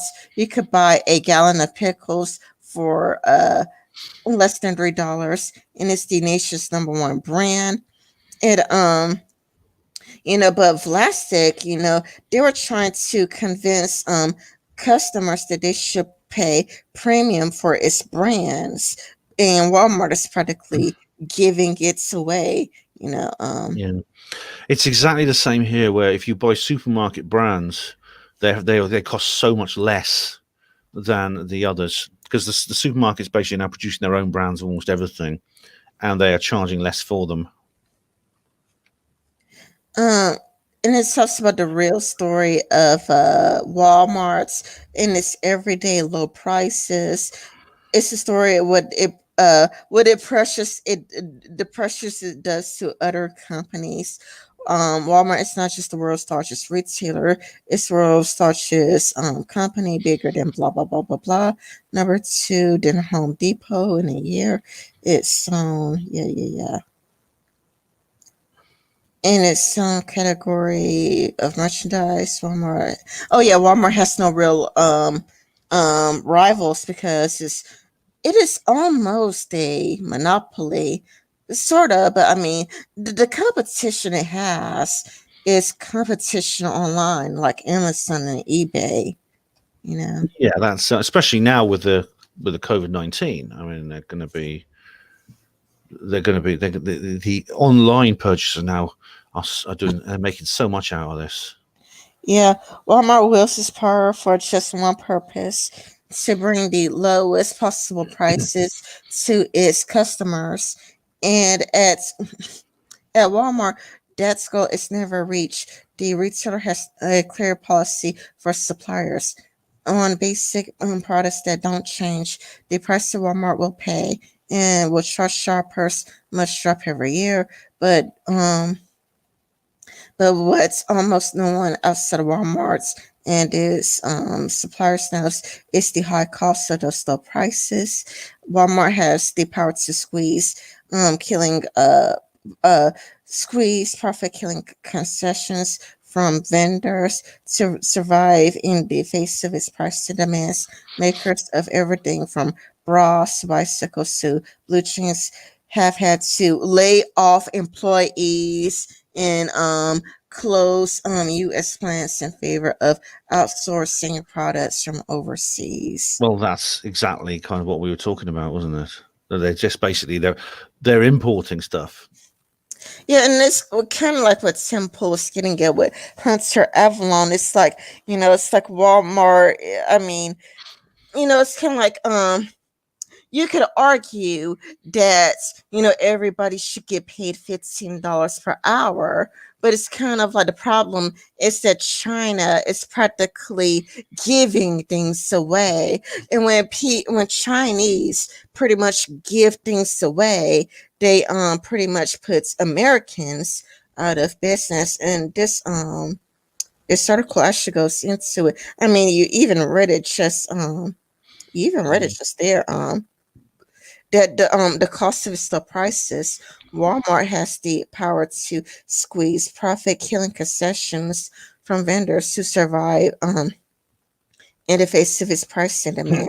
Makers of everything from blah blah blah blah blah have to lay off employees and Yeah. close off his plants in favor of outsourcing products from overseas. Of course, U.S. companies have been moving jobs offshore for decades, long before Walmart was in power.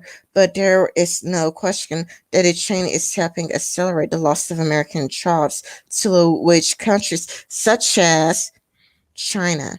Yeah. Walmart, See, which in the late 1980s and early 1990s trumpeted its claim "Buy American," ironic now, you has see, doubled its imports from China in the past 5 years alone, buying some 12 billion in merchandise and to 22 that nearly 10% of all Chinese exports to the United States. yes, it's all very well to say buy American, but can people afford? How many people can afford to buy American? This is the problem. This this is what's happened. Is one of the effects of this is going to reduce the cost of labor enormously. And I mean, in my country, the cost of labor has now got so low that they're basically, if you are now unemployed and you do job seekers allowance work, that is, you're getting a state benefit, you have to work to get it. So you're offered this benefit if you do they call it voluntary work, basically unpaid work in some kind of in a shop or something, usually in retail. And to me, that's extraordinary. It's, you see, I mean, when the reason slavery was abolished was not because people suddenly developed a heart and they realized it was unethical. It's because the cost of labor rose to the point where it was no longer economically necessary, or it was no longer the best economic option to have slaves because there was machinery. It was the Industrial Revolution. What's happening now is that process is reversing to the point where they're reintroducing slavery. What is slavery other than work which is for which an employee does not get a direct wage? And that is what we're looking at. We're seeing that there's 3 million of these people now in Britain that are basically civic slaves. And see, there was a time when you could actually buy, when you say buy American, buy British, buy German, buy French, you could do that because your own country produced these things domestically. They didn't need to be imported. There was no import or export duty. They could be produced sometimes locally. There'll be a heavy industry supply nearby. There'll be a bicycle factory like the Raleigh factory in Nottingham. These are famous old factories that are closed down. And there'd be coal mines to provide energy and things like that. And every country had this infrastructure for itself. What's happened in the last half century or so is there's been a drive to relocate these various industries on according to some kind of strategy. It's like a plan. They say, what, we're going to put coal mining here, and we're going to put car manufacture there, and we're going to put service industries here. Europe and America, they can have the cheap service industries. We don't want them. The profitable stuff, the heavy industries, that's all going to China. Now, who decided this? Who started telling individual countries what products they could and could not manufacture? Because that's what's happened. These industries have been distributed across the world by somebody for some reason. One way to think of Walmart is as a vast pipeline that gives non-U.S. companies direct access to the American market. One of the things that limits or slows the growth of imports is the cost of establishing connections and works, says Paul, the Princeton University economist. Walmart is so big and so centralized that it can call at once hook Chinese and other suppliers into its digital system. So when you have a large switch to overseas sourcing in a period quicker than under the old rules of retailing. So this is essentially Walmart is acting as some kind of economic Chinese colonial power. Yeah. That is worrying, isn't it? Everyone should be worried about that. Yeah, because this article is going to tell you the negative side effects. 25 North Carolina supply yarn, textile finishing apparel makers, half of which supply Walmart's Carolina mills grew steadily until 2000, but in the past 3 years, as its customers have gone either overseas or out of business, it has shrunk from 17 factories to 12, and from 2,600 employees to 1,200. Dublin's customers have begun to face the imported clothing sold so cheaply to Walmart that they could. Okay. Customers have begun to face imported clothing sold so cheaply to Walmart that they could not compete even if they paid their workers nothing. Oh my goodness. See, these poor people, this is like a local business. It's Carolina Mills. It's North Carolina company, and it's probably been there for like 200 years or something. And now it's simply not 200 years. It's a 75-year-old. Oh, sorry, 75 years. Yeah, it's 75-year-old company. It's now sort of become obsolete. And I think if this carries on, what you're going to find is that there'll be nothing in certain countries such as Europe, North America, other than consumers of cheap goods from like China and places like that, the Far East of various kinds, mostly China, but Taiwan and other places. It's going to be a shame because you'll essentially have a completely restructured world economy, but it will make these countries, like United States and Britain, our countries, enormously dependent. It'll make us very, very dependent on, say, the World Trade Organization and its regulations, on imports. It will mean that if anyone ever wants to go to war against us, they won't have to do anything except like torpedo a couple of ships that are coming towards our harbors, and we'll have to surrender. Do you see what I mean? Mm-hmm. People ask, how can it be bad for things to come into the United States cheaply? How can it be bad to have a bargain at Walmart? Sure, it's held inflation down, and it's great to have bargains, says Dobbins, but you can't buy anything if you're not employed. Burn. Well, yeah, you can only buy cheap stuff from Walmart. You can buy stuff, but only cheap stuff from Walmart. You see, so it's like a ever decreasing circle. It's like a perfect storm. And I mean, this is what you'll find is that when people start losing their incomes, they start getting poorer, and then the domestic customers of Dobbins can't afford their products anyway. So, for example, the middle class starts shrinking because they're going to have to go for like middle class people with a conscience if they want customers. But then when those people start shrinking and shrinking and shrinking, they're going to lose that market as well. Yeah, we are shopping ourselves out of jobs. The gallon jar pickles at Walmart became a devastating success, giving Plastic strong sales and growth numbers, but slashing its profits by millions of dollars. There's no question that Walmart's relentless drive to squeeze out costs has benefited customers. The giant retailer is at least partly responsible for the low rates of U.S. inflation, and McKinsey Company study concluded that about 12% of the economy's productivity gains in the second half of the 1990s could be traced to Walmart's alone. Yeah. The only Americans who are like benefiting, it's not benefiting really. It's through necessity. They find very, very cheap food and groceries and other things like that at Walmart, which they can afford. And it's the only place they can shop. And I sympathise with those people because, of course, they're keeping Walmart afloat. But what else do they do? They're people who essentially are forced into shopping at Walmart.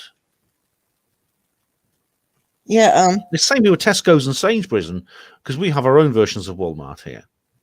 Tesco's, Sainsbury's, Co-op, etc.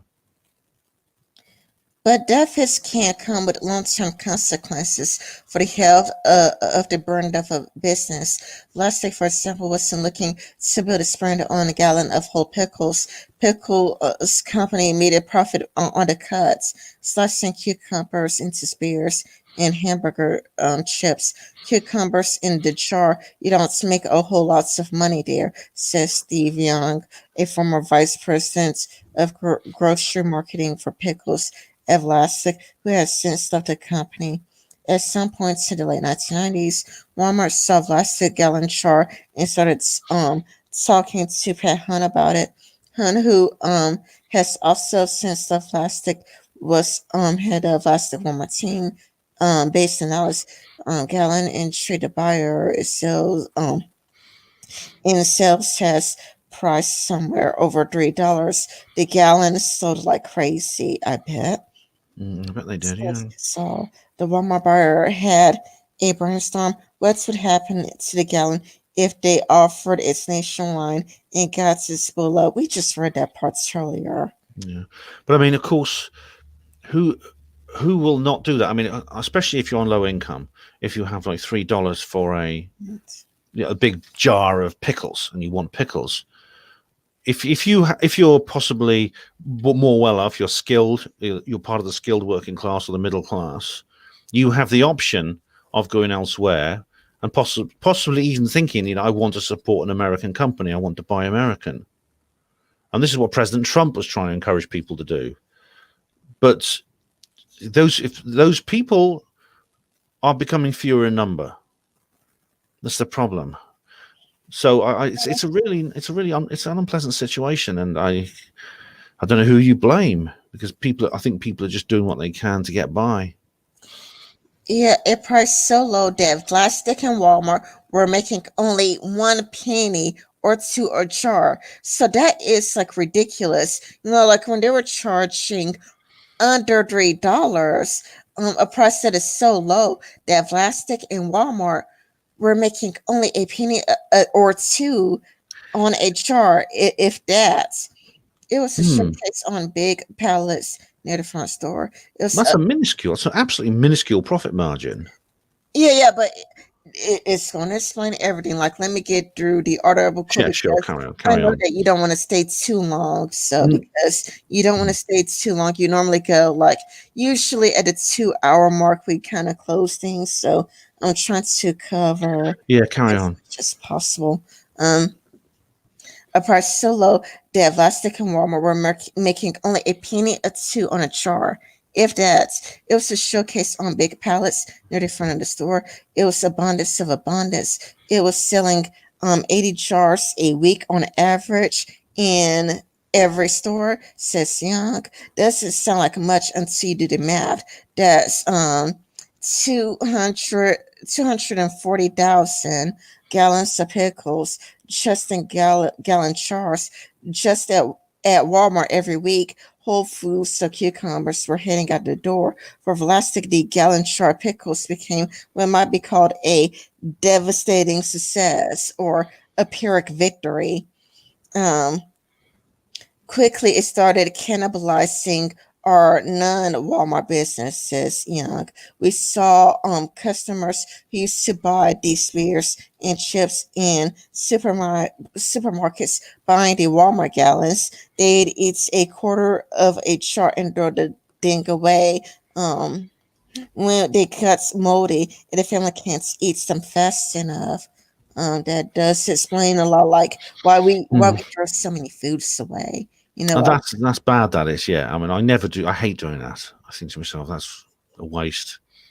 yeah, America is big at throwing food away, even though somebody else could have eaten it or whatever. I'll Mm. try to get to the article. The gallon jar was shaped of plastic pickle business. It chewed up the profit margin of the business with Walmart and of pickles centrally. Procurements had to scramble to find enough pickles to fill the gallons. But the volume gave plastic strong growth numbers, in a powerful place in the world of pickles at Walmart, which accounted for 30% of elastic business. But the company's profits from pickling have shriveled to 25% more, says millions of dollars. The gallon was hoisting plastic and hurting it at the same time.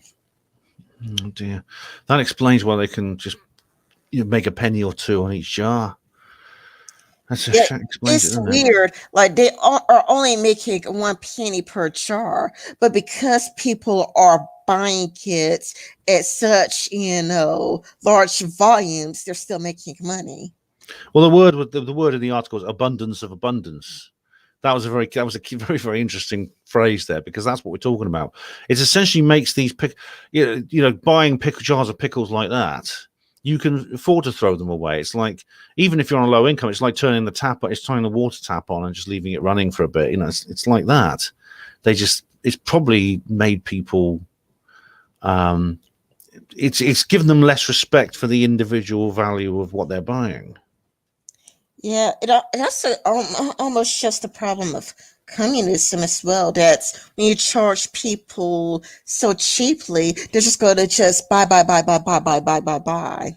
Yeah, and it's like I mean, it amazes me actually that it's throwing food away. I mean, in this country, we throw food away. We actually have in our dustbin collection, we actually have a bin for waste food, and it astonishes me that Paul Joseph Watson made this point actually.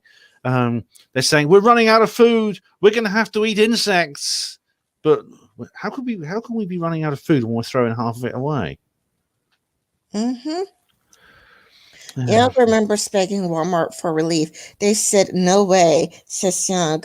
We said will increase the price, even to 350 would have helped tremendously. And they said, if you do that, all the other products of yours will stop buying. So it's pretty much blackmail. That's bad because I mean, of course, if they increase the price, then it won't matter so much because then the other companies can compete, but they Yeah, won't do it. It's like they want. Oh, that is a threat. Yeah. yeah, it's blackmail pretty much. Like if you do that, we'll stop buying your other products. It was to clear threats. Hunter calls things a little differently. If just anonymously they said we want the $3 a gallon of pickles. If you don't do it, we'll see if somebody else might. It's still a threat. Um, I knew our competitors were saying to Walmart, "We'll do the $3 gallons if you give us your other business." Walmart's business was so indispensable to plastic, and the gallon so central to the Walmart relationship that decisions about the future of the gallon were made at the CEO level. Hmm. It's it's a sad business. It's a sad that it's a sad situation to have this conflict economics. It really is. We have done typical sports. We did to orange juice. We've killed it. We can back off. The Vlasic got to take it down to just over half a gallon of pickles for to 79. Not long after that, in January 2001, Vlastik filed for Vlastik filed for bankruptcy because of Walmart. Although the gallons of tropicals agrees was it's a critical factor. Well, yeah, but of course, maybe that particular deal wasn't a critical factor. But if that's what the rest of the economy is like, you can imagine that Vlastik actually would have had multiple problems like that going on, which probably led to their bankruptcy. So I'm pressing for time, so I'm skimming over it. No worries. I mean, we've covered a lot at the moment. Yeah. Yeah, but I haven't read the really interesting part yet. Oh, sorry. Well, it's all right. We'll get through that. We can get to That's that. the reason why I'm like skimming over it at this point, because I mean, there's this part that was like really interesting that I wanted to read. One more pass, no other reads her. Seeks to establish a collaborative, mutually beneficial relationships with its suppliers. The story, United States, Walmart can be critical even for the largest consumer goods company style corporation. For example, does 30% to its business with Walmart's. If the lost that one accounts, it would have to double its sales to the next non-customers just to stay even. Walmart is an essential to retailer in a way no other retailer is, says Gib Carey, a partner at um, Bain in the company who is leading a year-long study of how to do business with Walmart. Our clients cannot grow without finding a way to be successful without Walmart.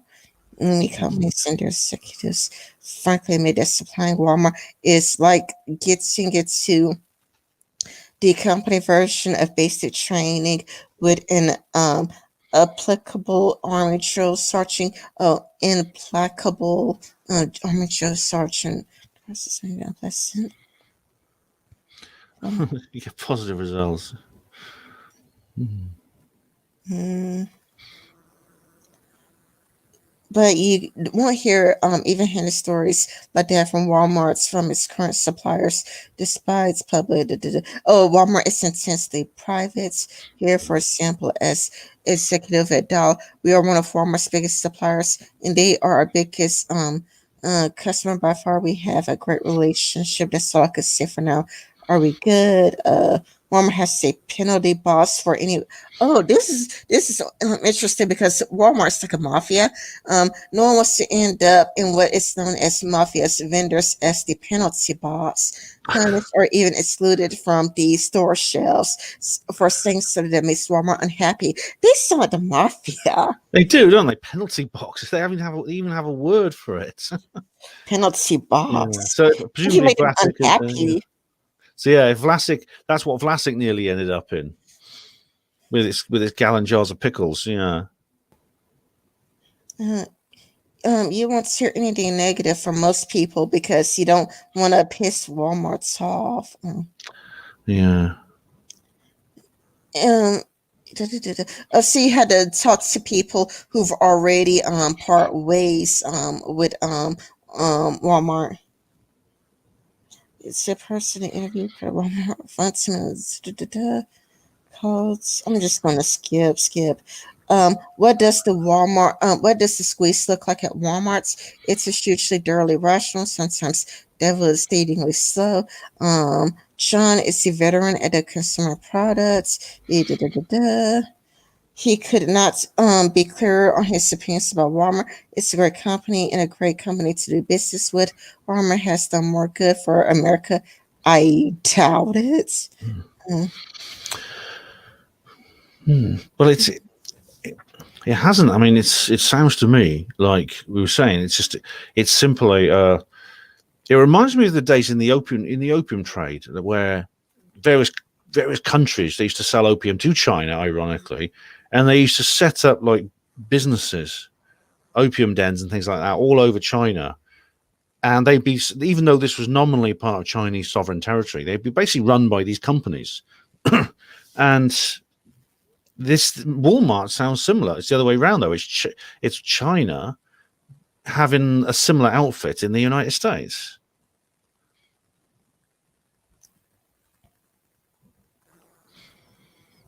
Mhm. Yeah, I'm sorry. I'm just skipping through so That's we can okay. get Yeah, done it's okay. faster. But I mean, it is an interesting read. Like anybody who has the time should take the time out to read it themselves.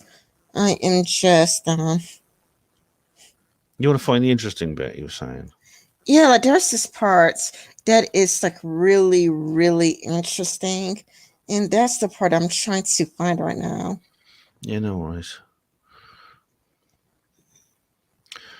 It's interesting. I suppose most people just don't think about these things. I mean, to be honest, I don't. When I'm doing grocery shopping, I'm just thinking, where can I go and what can I buy for my needs with the money I have? I'm budgeting. For example, I was in the shop the other day and they were selling. I'd already got one big jar of coffee, like a big 2 liter jar of coffee. I always get the big ones because they're cheaper in the long run. And then I saw another one was going for just £2, and I thought, I'll buy that. I don't need it, but I'm going to buy it now because I know it'll keep. It's the kind of thing that keeps forever, basically. But I thought if when I come back and I need it again, the price is going to go back to £4.50. So if I buy it now, I buy it for £2. And I suppose most shoppers are like that. I mean, you can't you really expect people to be any different. I mean, this part is fairly interesting. Carrie has a friend in the umbrella business who learned that 1 year because of cost. He went to Walmart and asked for a 5% increase. Walmart said we're expecting a 5% decrease. We're going off by 10%. Go back and sharpen your pencil. The umbrella man scribbled and came back with a 2% decrease. They said we'll go with a Chinese manufacturer, and he was left out Oh no, entirely. Walmart that is basically the mafia. it is. I was just thinking that so much. They use poisoned umbrellas, but ironically, they're just basically they have all the bargaining power. You see, they're just basically saying, look, we're doing you a favor here. You have to go by our deal, or we'll simply cancel your contract and find someone else. And of course, where they go, imports from China, cheap imports from China. The way to avoid being trapped in a spiral of growing businesses and shrinking. Yeah, you're a growing business, but you're shrinking profits, is Carrie. It's to innovate. You need to bring Walmart new products consumers need, because with those, Walmart doesn't have bench marks to benchmarks to drive you down in price. They don't have historical data. You don't have competitors. They haven't they they haven't bid the products out to private label makers. And that's how you can have higher prices and higher margins. Reasonable advice, but not universally useful. There has been an explosion of innovation in toothbrush and toothpaste in the past 5 years, for instance. But a pickle is a pickle is a pickle. Yeah, I don't know exactly why new products would be exempt from the same system that umbrellas and pickles are. Because it's kind of like you could get a pickle anywhere, but it's kind of like if you have, if like a store, if somebody, like if you have something unique, if you have something Oh, right. unique or something essential, Walmart can't really just Walmart can't really replace you with the Chinese, I guess. If you could come up with a product that was, I say, truly unique, and you copyrighted it, in other words, got a patent on it, then yes, then you would have something to bring to the table. You could like dictate some more terms to Walmart. Yeah, I'm definitely skipping the levy bits. It's a long article. We don't have time to go through it all, but I think we've done quite a bit of it. So I think we've given your viewers a good oversight of all this. Oh, I mean, I think I am reaching the past fun. Oh, yes, this is the interesting bit. Let me go back up. Let me go back up. This is the interesting bit. Hold on. In the end, of course, so we're reaching the conclusion.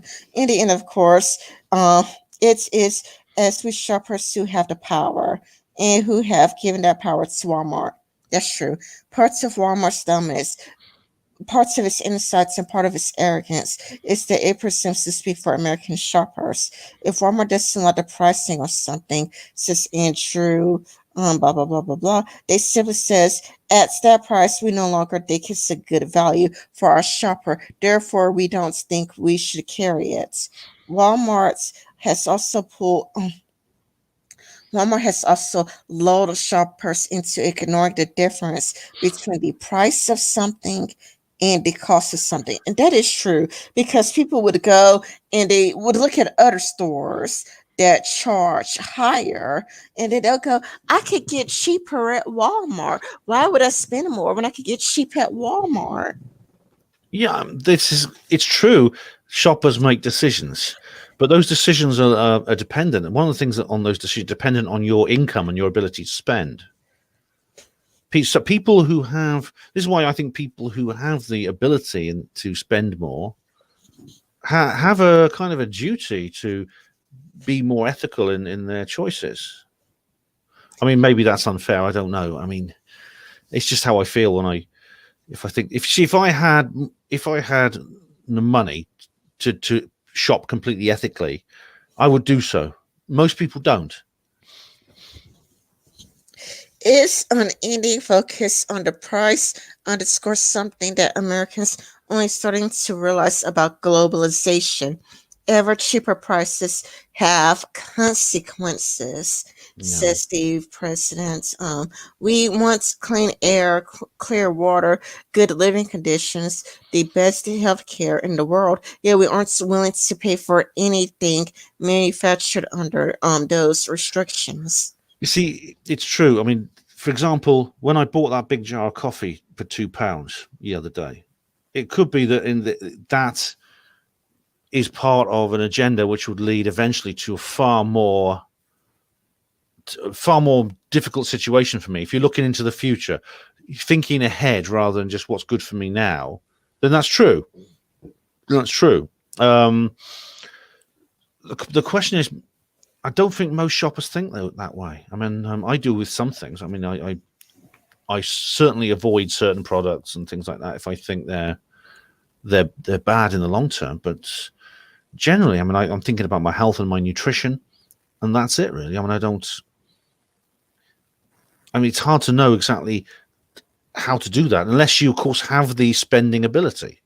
Like, for example, the middle class, for example, which is getting smaller. Master Locke understands that contradiction too well. For years, he says, as manufacturing costs in the United States rose, Master Locke was able to pass them along. But at some points in the 1990s, Asian manufacturers started producing lots for much less. When the difference is $1, retailers like Walmart would prefer to have the branded name padlock or faucets or hammer, Lamore says. But as the spread becomes greater, when our padlock was $9 and the import was $6, then they can afford the consumer a real discounts. They can offer the consumer a real discounts by carrying two lines. Ultimately, they may only carry one line. In 1997, Masterlock announced that after 75 years making locks in Milwaukee, it would begin importing more products from Asia. Oh dear, I feel so like the Dobbins mill. Master Lock is sort of in the same position. I suppose the one way out is if, for example, an own brand. I know this doesn't solve the entire problem because, of course, Walmart and other shops, they stock multiple different brands. But if a Walmart own brand is inferior to what other people produce, so if you can produce something that is, for example, you can produce a peanut butter that's tastier, or most people find tastier than the one Walmart actually produce. And to do that, you'd have to do a lot of market research. You'd have to do focus groups. You'd have to do taste tests with people. You'd have to get little kids around a table and give them different sandwiches and saying, which one do you prefer? Have to do that over and over again till you get statistics. So that market research could be done. That's one solution. For example, there's a particular type of mentioned peanut butter. As in my example, I don't buy Tesco's peanut butter because it's not as nice as the one that I can get from another shop. I just simply, so that is one thing I do splash out on. I bet it's cost me an extra £1, but it's much nicer. Not too long after, Masterlock opened a factory of its own in Mexico. Today, it makes just 10% to 50% of its stocks in Milwaukee. So it started off in Milwaukee. It was a Milwaukee product that was charging people $9, but because people preferred the $6 Chinese profit lock, because the Chinese product is cheaper, it cost American, and this is what Tim Pool was trying to explain to Hunter Avallone. Like today, the Master Lock, it just it makes just 10 to 15% of its stocks in Milwaukee. It's 300 employees there. Most likely make parts are sent to Mexico, where there's now 800 factory workers. So now all of our jobs are going to Mexico because that's what gives us our cheap products. So basically, we're losing jobs because it's kind of like, this is why, Sam Pool was trying to explain like Hunter Avallone was wondering what's wrong with Joe Biden trying to have a $15 per hour minimum wage, because it's kind of like, if you have a $15 minimum wage, well, if you're going to pay Americans, and it must be $15 per hour, and they're cheaper over in China, they're just going to move over to China so that we could get products for cheap. And you know that people's eyes are going to be glued to the cheaper products, which is why tariffs are a good thing. Exactly. 15 of raising the minimum wage won't work because the cost of labor is not decided by what some government decision is made. It's decided by the economic climate. So if you just impose a $15 an hour minimum wage, it's just gonna devastate, because unless you have to balance the other factors if you're going to have such a high minimum wage. So yeah, I mean that's exactly right. Tim is exactly right to say that. Yeah. Oh, and this is the last two paragraphs. Lamar did the first manufacturer let off at Masterlock. He negotiated with Masterlock's unions himself. He went to Bentonville. I left dealing with Walmart, with Home Depot. He says they're all very rational people. There wasn't a whole lots of room for negotiation, and they had a good point. Everyone was willing to pay more for Masterlock, but how much more can they justify if they could buy a lock that has arguably similar quality at a cheaper price? Well, they can get their customers to deal. It's a Walmart's in the room of Adam Smith's invisible hand. And the Milwaukee employees of Mr. Locke, who shop at Walmart to save money, help Dad's hand. Wait a minute. It's Walmart the role of Adam Smith's invisible hand, and the Milwaukee employees of Masterlock, who shopped at Walmart to save money, helped Dad's hand shove their own shops right out to Mexico. Not consciously, not directly, but inevitably. Do we as customers appreciate what we're doing? Lamar says, I don't think so. But even if we do, I think we say, here's some master lock for $9. Here's another lock for $6. Let's the other guy pay the $9. Yeah. What Adam Smith's invisible hand referred to pricing levels. He was I don't know much. I don't have the details to hand, but I know he was a rival of Karl Marx in the 19th century. And he said there was that these things would regulate themselves. There was no need for like government regulation. I can't remember the details about that, but what you see here, of course, is that in a sense there is another form of regulation that has forced the invisible hand. By the redistribution of industry. It's essentially it's this redistribution of industry has allowed Walmart to do what it does. This global redistribution of industry has essentially made the invisible hand a visible one. Do you know what I mean? Mm-hmm. Yeah. Oh, it's a grim system. I'm not sure exactly how to heal that problem without reversing this globalist distribution of industry. Yeah, and I mean, there is like more out there about the problem with minimum wage because this, like I'm getting this information from talking to a tax collector. So I'm like, I'm not like making this up. I'm not trying to push an agenda. I'm like listening to a tax collector telling me these things. Like That's it. This takes us back to the beginning of our conversation because the Bible has an awful lot to say about tax collectors, doesn't it? Jesus was always going on about tax collectors. Yeah, I mean, and like you said, a minimum wage. I mean, when you increase a minimum wage, I mean, companies do go out of business. Now, while we are at the 2 hour mark, and you probably have to go because that's normally when you are like, oh, Rand, I gotta call it quits now. Yeah, when I sort of hit the wall. Oh, I've got to go. Yeah, I've Yeah. been noticing that because I pay attention to you, but I would leave people with an article about the side effects of raising minimum wage because it's also something else that Temple and Hunter Avallone talked about, and I won't read the article, but it's a really short article. You could read it in like 3 or 5 minutes. Um, but it is by CNBC, and it's Seattle passed a $15 minimum wage law in 2014, and here's how it turned out so far. And it talked about how it increases everything, like Mm. it increases taxes and whatnot, and people had to move out of their apartments because they could no longer afford to live there in their apartment anymore, and how like companies like went out of business and they had to close their business down and whatnot, or how they had to give their employees fewer hours. Yeah, it doesn't. This is. I think the idea behind it is somehow you can stimulate the economy by giving people higher wages, but it doesn't work because without other forms of economic stimulus, it doesn't work. You can't but do it unless you balance the other factors.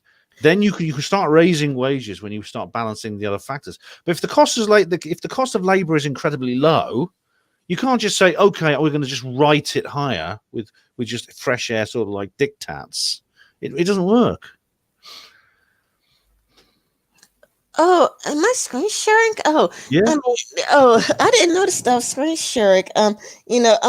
This is the guy who like went out of business.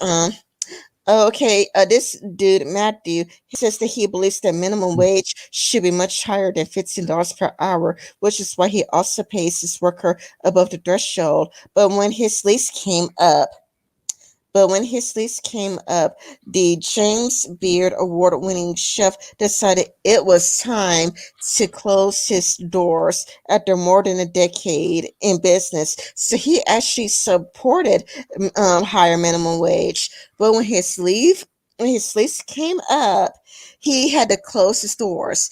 This is the side effects Mm. of raising the minimum wage. It's a balancing. Economics is a balancing act.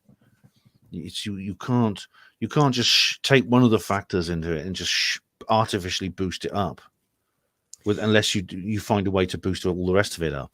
Yeah, employees were getting fewer hours. So when they raised the minimum wage, employees got fewer hours. So you were working less. Yeah. So, I mean, sure, you got paid more per hour, but you got home earlier. You would just be working like 6 hours instead of 8 hours. I don't know how much people would like Yeah. that. So, what the effect is, having a higher minimum wage does not actually raise your income. All that will happen is your employee will cut your hours down. Yeah, I mean, Your that's what employee. See, so what's the point? What's the point? So like Hunter Avallone is like, I'm left now. I'm like center left now, and getting into all of these fights with all of these right wingers. But he's a kid. He has no idea what he's talking about. Yeah, he looks quite young, doesn't? I don't know how old he is, but he looks He's quite young. 24 years old. Oh, 24. Yeah, it's. I was an idiot when I was 24. I Yeah. was an absolute idiot. Well, we've been talking for 2 hours, and I did give people, the names and the links to everything. Again, this is C in a BC, and you can see the title is Seattle Pass a $15 minimum wage on 2015. Here's how it turned out so far. I would recommend everybody reading it to see the problem of raising or increasing minimum wage. Yeah. It's actually 2.25 hours. That's quite a lot we've got here. So I hope the listeners have enjoyed what Rin and I have presented for you tonight. And Rin, thanks very much for having me back on your channel. It's been good to talk to you again. You are very welcome. And I'll guess we'll end it here. Bye bye, everyone. Bye, Professor Platypus David, and everyone else who's listened.